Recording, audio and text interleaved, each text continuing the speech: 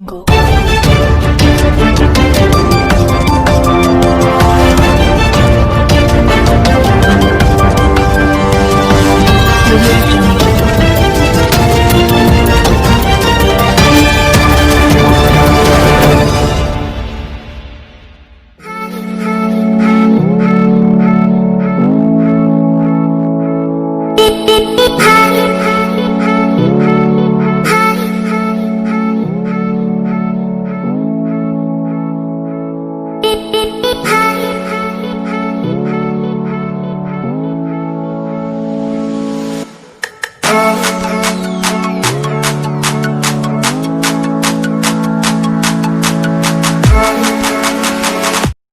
वर्ग 12वीच्या आजच्या या ऑनलाईन वर्गामध्ये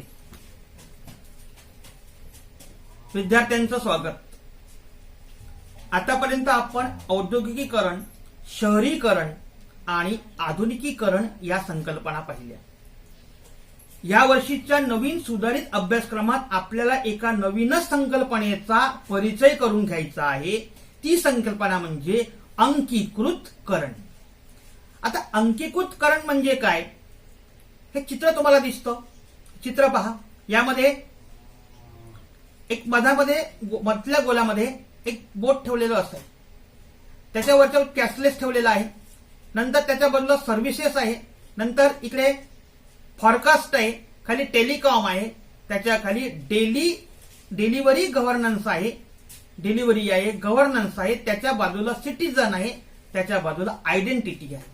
आता हे चित्र काय आपल्याला सांगतं की फक्त एक बोटावर आपण स्पर्श केला तरी आपल्याला ह्या सर्व सेवा मिळू शकतात. म्हणजेच ज्या सेवा आपल्याला प्रत्यक्ष असलेल्या ठिकाणी जाऊन मिळवायच्या होत्या त्या सेवा आता घर बसल्या फक्त एका बोटावर, म्हणजे ऑनलाईन ज्याला म्हणू आपण, एक बोटावर त्या सेवा आपल्याला घर बसल्या उपलब्ध झालेल्या आहेत. हे या चित्रावरून समजून येतं. तर नेमकं अंकीकृतकरण म्हणजे काय? आज जग एवढं विकसित झालेलं आहे की या अंकीकृत प्रणालीचा वापर प्रत्येक देशात, प्रत्येक क्षेत्रामध्ये, मग ते सेवा क्षेत्र असो, उद्योग क्षेत्र असो की इतर कोणतंही क्षेत्र असो, शिक्षण क्षेत्र असो, यामध्ये केला जातो. मग अंकीकृत प्रणालीचा वापर म्हणजे विविध स्रोतांमधून एकत्रित केलेल्या माहितीचा उपयोग भिन्न भिन्न उद्दिष्टासाठी करता यावा आणि या माहितीचे संगणकीय प्रणालीमध्ये रूपांतर करणे. त्यासाठी या माहितीचे संगणकीय अंकीकरण करावे लागते. त्यामुळे अपेक्षित कामगिरीमध्ये मूलगामी सुधारणा होऊन उद्योगधंद्याचा परीघ विस्तारतो. आता आपण अंकीकृतकरण पाहत असताना आपण ज्या समाजात राहतो तर आपल्याला आज ऑनलाईन व्यवहार झालेले आहेत. प्रत्येक वस्तू आपल्याला ऑनलाईन मिळते. आपण अमेझॉनच्या माध्यमातून आपल्या घर बसल्या आपल्याला हवी असणारा मोबाईल वस्तू मागवू शकतो. आपण आपल्या मोबाईलद्वारे वीज बिल भरतो, पैसे ट्रान्सफर करतो, पैसे गुगल पेच्या माध्यमातून किंवा इतर पेच्या माध्यमातून पैसे काढतो. आता हे डिजिटल जे आपण काम करतोय हे कशाचं रूपांतर आहे? तर अंकीकृतकरणाचीच उदाहरणे आपल्याला आहेत. मग यामध्ये काय होतं की अंकीकृतकरणामध्ये आपल्याला जी कामगिरी प्रत्यक्ष त्या क्षेत्रात जाऊन करावी लागते ती आपल्याला घर बसल्या मिळते. मग हे अंकीकृत रूपांतर आणलं कोणी? ज्याला आपण डिजिटल ट्रान्सफॉर्मेशन हे नाव म्हणतो. तर हे अंकीकृत रूपांतर ही संज्ञा सर्वप्रथम केप जेमिनी ही फ्रेंच कंपनी आणि centre for digital business of Massachusetts institute of technology MIT या अमेरिकन कंपनीने प्रचारात आणली. अंकीकृत रूपांतरामध्ये उद्योगधंद्यातील प्रक्रिया, कार्यप्रणाली आणि ग्राहकाशी असलेले नाते जपण्यासाठी प्रस्थापित केलेल्या प्रणालीचे नूतनीकरण करणे हे कार्य समाविष्ट आहे. आता अंकीकृतकरण म्हणजे काय? तर एकीकृत केलेल्या संगणकीय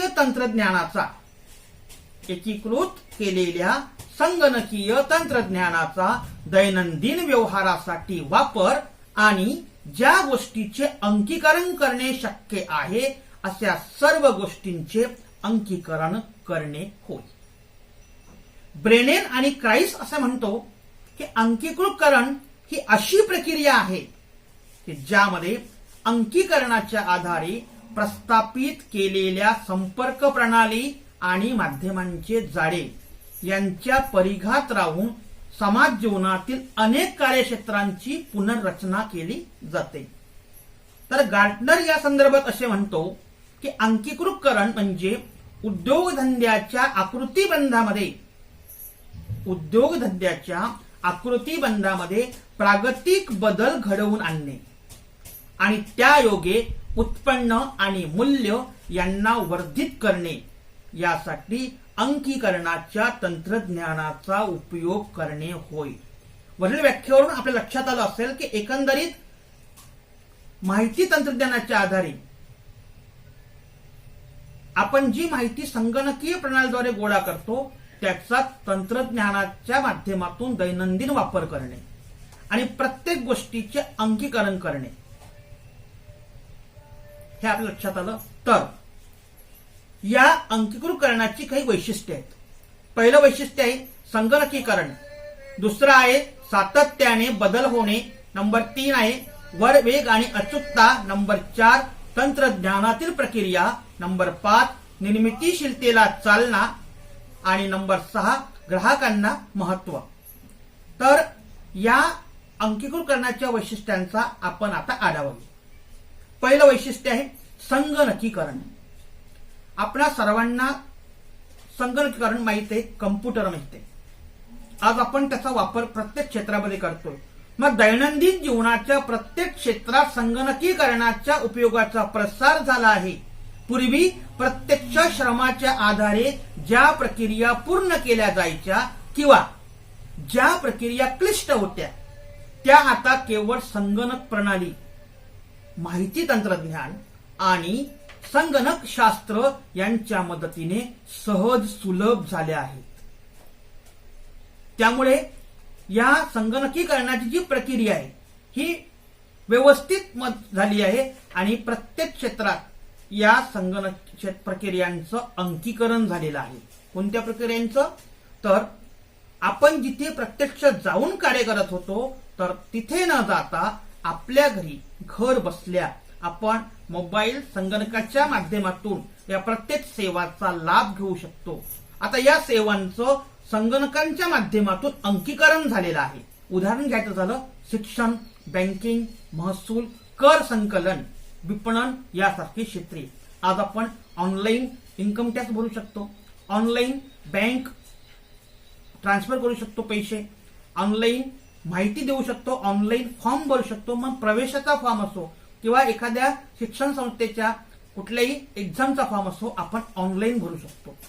ही सर्व आणि सध्या या आताच्या या कोरोना काळामध्ये जर पाहिलं तर ऑनलाईन शिक्षण सुरू आहे.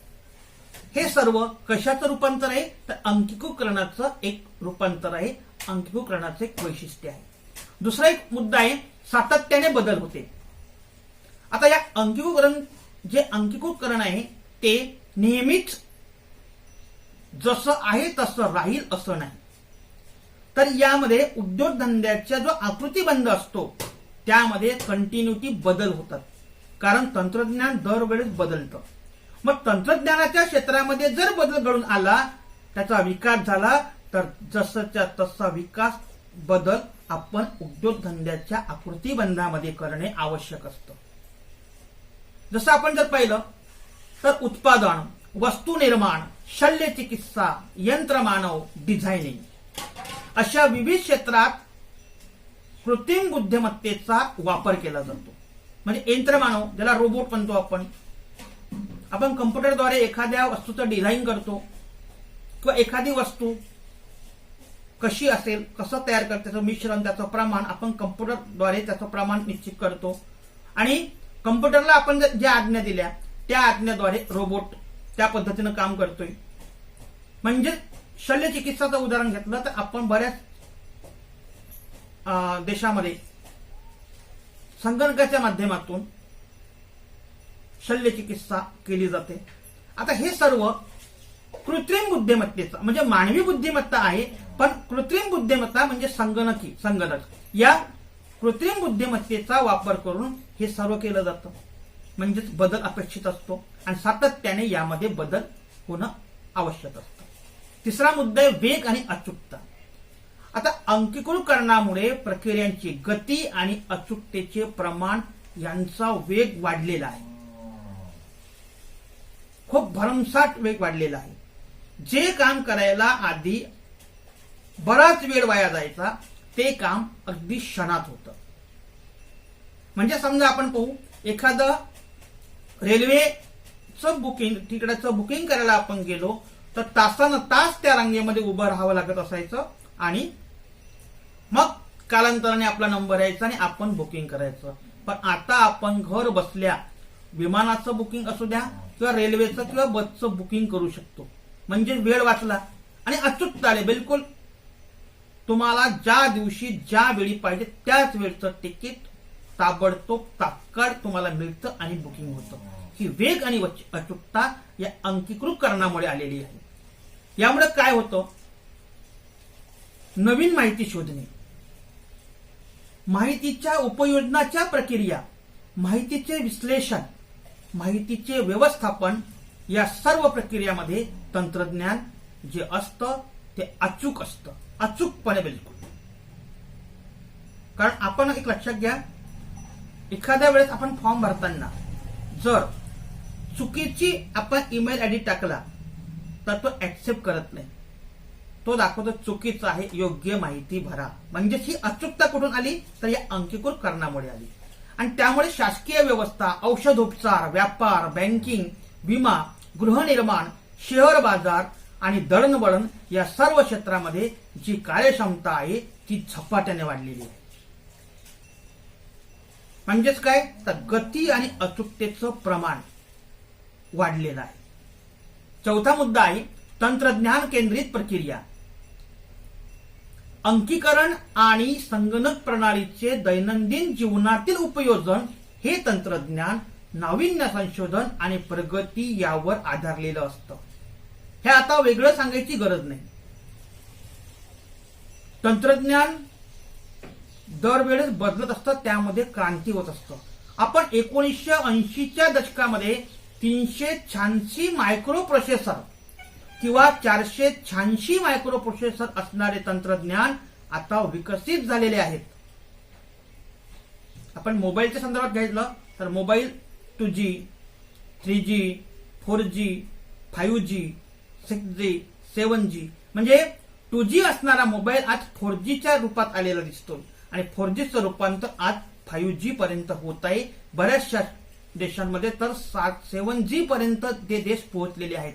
म्हणजे या तंत्रज्ञानामध्ये किती सुधारणा झाली, किती फास्ट सुधारणा झाल्या हे आपल्याला समजतं. आज आपण मायक्रो प्रोसेसरच्या 5व्या पिढीपर्यंत पोहोचलेलो आहोत भारताचं उदाहरण घेतलं तर. आणि मोबाईल क्षेत्रात जर आपण पाहिलं तर 5G कडे आपण वाटचाल करीत आहोत. म्हणजे तंत्रज्ञान केंद्रित जी प्रक्रिया आहे ही दिवसेंदिवस सुधारत आहे, फास्ट वाढत आहे. पाचवा मुद्दा आहे निर्मितीशीलतेला चालना. आपल्याला कोणतीही माहिती ताबडतोब हवी असते आणि त्यासाठी आपण काय करतो, कृती करतो. मग त्वरित माहिती मिळवण्याची गरज, समस्यावरील त्वरित उपाय शोधण्याची गरज आणि या सर्व गोष्टीचा परिपोष म्हणजे मानवी बुद्धीला चालना आणि मानवी बुद्धीच्या माध्यमातून नवीन शोध लावणे. म्हणजेच काय तर नाविन्याची निर्मिती करणे होय. स्वामित्व मिळवणे, पेटंट ज्याला म्हणतो आपण, याला प्रोत्साहन यामुळेच मिळते. तर आपण कृतीशीलतेतून निर्मिती करत असतो, नवनवीन निर्मिती आपल्या हातून होत असते आणि यातून अशी काही निर्मिती होते की जे कधी झालेलं नसतं आणि याचं पेटेंट म्हणजे स्वामित्व घेण्यासाठी आपण प्रोत्साहित होतो. आज 21व्या शतकाच्या शिक्षण क्षेत्रामध्ये तंत्रज्ञानाचा संपूर्ण अंतर्भाव करण्याच्या दिशेने पावले उचलली जात आहेत. डिजिटल इंडिया किंवा प्रत्येक शाळांमध्ये संगणक पोहोचवून विद्यार्थ्यांना त्याद्वारे शिक्षण दिलं जात आहे.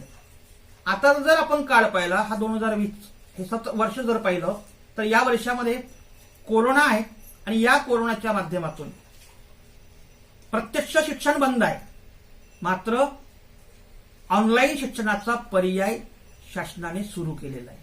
मग तो कसा?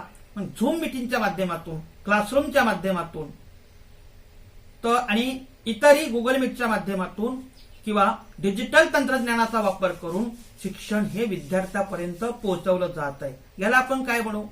निर्मितीशीलतेला चालना आणि खऱ्या अर्थाने शिक्षण क्षेत्रात तंत्रज्ञानाचा झालेला वापर. आता हा वापर योग्य आहे की अयोग्य आहे या चर्चेमध्ये आपण पडणार नाही. बऱ्याचदा काही तो योग्य असतो, काही दुष्परिणामी असतात, पण शिक्षण क्षेत्रामध्ये या डिजिटल तंत्रज्ञानाचा वापर होत आहे एवढे मात्र खरे. जर आपण दुसरं उदाहरण घ्यायचं झालं तर समजा एखाद्या वैमानिकाला विमान उडवण्याचं प्रशिक्षण द्यायचं आहे. मग त्यासाठी त्याला विमानामध्ये असलेल्या कॉकपिटचा अनुभव येणं आवश्यक आहे आणि यासाठी जमिनीवरच, प्रत्यक्ष उडाणामध्ये अनुभव न देता जमिनीवरच कॉकपिटची प्रतिकृती, ज्याला अनुकृती सिम्युलेटो असं म्हणतो, असं बनवून या आधारे त्याला विमानामध्ये कॉकपिट कसं असतं, काय करायचं याचं आपल्याला प्रशिक्षण दिलं जातं. मग हे काय तर मानवी बुद्धीच्या विकासाला, नवीन शोधाला चालना, म्हणजेच काय? निर्मितीशीलतेला चालना. आणि म्हणूनच ज्याने हे तयार केलं असेल किंवा ज्याने ह्या सर्व सोयी तयार केल्या असतील त्याची बुद्धी अत्यंत निर्मितीशील असली पाहिजे. हे वेगळं सांगायला नको. आणि आज निर्मितीशीलतेला चालना देण्याचं कार्य होत आहे. 6वा मुद्दा आहे ग्राहकांना महत्व. एवढं सारं आपण केलं, मग अंकीकृत रूपांतर कोणाला द्यायचं? तर अंकीकृत रूपांतराचा सर्वात महत्वाचा अंतिम लाभार्थी हा ग्राहक असतो. त्याच्यासाठी विविध प्रक्रियांना उपयुक्तता मूल्य असते. उदाहरणार्थ उत्पन्नावरील कर भरणे किंवा भरलेल्या करावरील परतीसाठी अर्ज करणे, महानगरपालिकेतून जन्ममृत्यू इत्यादीचे दाखले मिळवणे, ऑनलाईन प्रवेश मिळणे, निवडणुकांचे निकाल जाहीर होणे यासारखी अनेक कामे अंकीकृत रूपांतरामुळे सहजतेने करून घेणे आज शक्य झाले आहे. काही दशकापूर्वीपर्यंत हे शक्यता नव्हती. मी आधीच बोललो की प्रत्येक कामं आज घर बसल्या होत आहेत. बिल भरणे किंवा प्रवेश प्रक्रिया, टॅक्स भरणे किंवा इतर कोणतेही कार्य, रेल्वेचं बुकिंग असो, विमानाचं बुकिंग असो, बँकेचे पैसे ट्रान्सफर करणे असो किंवा पैसे पाठवणे असो, या सर्व सोयी आपल्याला या अंकीकृत रूपांतरामुळे सहज साध्य झालेल्या आहेत. आता आधी ते नव्हतं, पण आता ते झालेलं आहे. आणि यामुळेच या रूपांतरामध्ये, कोणत्या अंकीकृत रूपांतरामध्ये ग्राहक हा सर्वतोपरी असतो, त्याला अतिशय चांगलं महत्व दिलं जातं. कारण शेवटी करायचं कोणासाठी आहे? वापरणारा कोण आहे? ग्राहक आहे. आपण उत्पादने केली, आपण नवनवीन तंत्रज्ञान जरी आणलं तरी ते वापरणार कोण आहे? तर ग्राहक. आणि म्हणून या ग्राहकाला अतिशय महत्व या अंकीकृत रूपांतरामध्ये असतं. अशा प्रकारे आपण आजच्या या भागामध्ये अंकीकृत रूपांतर म्हणजे काय या संदर्भात त्याची वैशिष्ट्ये आणि त्याची परिपूर्ण माहिती पाहिली.